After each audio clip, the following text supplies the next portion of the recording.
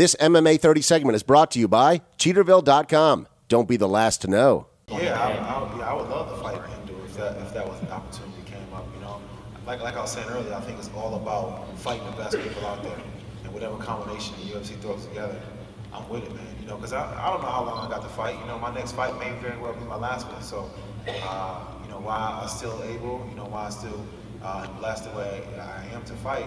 Why not go out there and fight the best competition?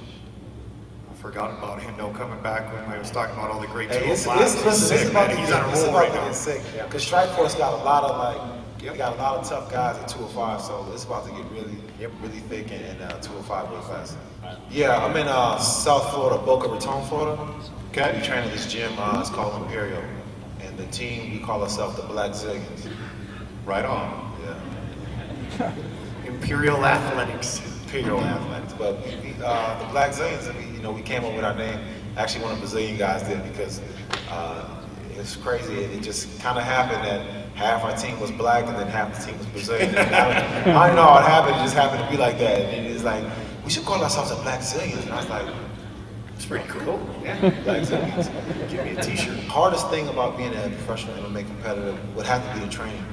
I swear, the training is hard. Like, you're training for 2 months. I do 2 months camps. Some people do longer than that, but I do 2 months camps, and it's hard. Like sometimes during camps, I'm thinking like why did I think this was a good idea to do this for a career?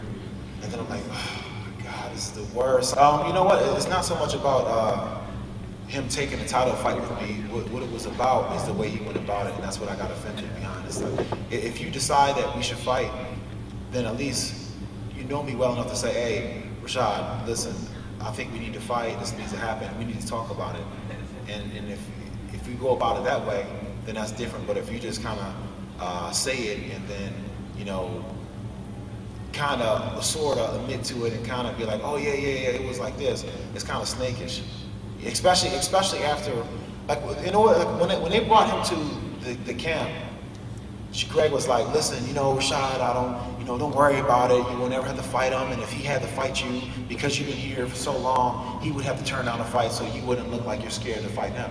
That was the rule going into it, and I was like... So do you blame that more on Jackson, or do you blame more on John Jones? You know what, it's beyond a blame. It is, you know, that's the way I look at it, it is. But Greg knew what he was doing, you know, what was up with it when he brought him in the camp. And that's where I don't really got too much to say to Greg anymore, is because it's like, you knew, I told you about this before it even happened.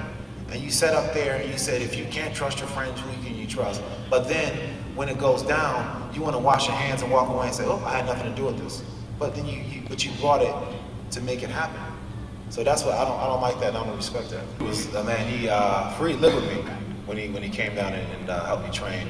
So we would train all the time. So if we were always watching fights and stuff like that. So he'd be like, okay, you know, we work on combination and stuff like that. But he was very instrumental in helping me with that fight, with my stand-up and everything, my movement, creating angles and things like that. Because Fareed is all about angles.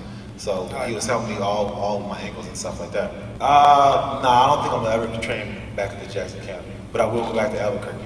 I'll go to meet one at Keith's gym, but I don't know, man. You know, the things at Jackson's camp, things are just different now. It's not the same anymore. Like back in the day, it was like we were all family, and it was really, not use the term loosely, like we would always get together. We'll have, you know, cookouts and have dinners together, and we were really, really tight with each other. But now it's gotten so commercial. Greg is always going all over the place, and it's just not family anymore. It's too transient. Everybody, you know, you can pay a certain amount of money, you can come and live at the Jackson camp, and I mean, it just got so transient. You've seen so many people, faces come and go. You know, it's not the same place. Like before, I can leave my mitts on the mat and they come back and I know they'll still be there. Now I leave my mitts on the mat for 5 minutes. I'm like, who got my mitts? You know, they always say in life everything happens for a reason. You have never been in better shape than you were for your fight with Tito, and there's one reason for that, Mike Van Arsdale. Yeah. I mean, he's sick. Yeah, Coach Mike Van Arsdale, he was with me since Albuquerque. He's been with me almost every single fight since Jason Lambert. He only missed 2 fights, but he's been there. He's been there, and he knows me really well. And he was yours 24/7 for this camp, yeah, right?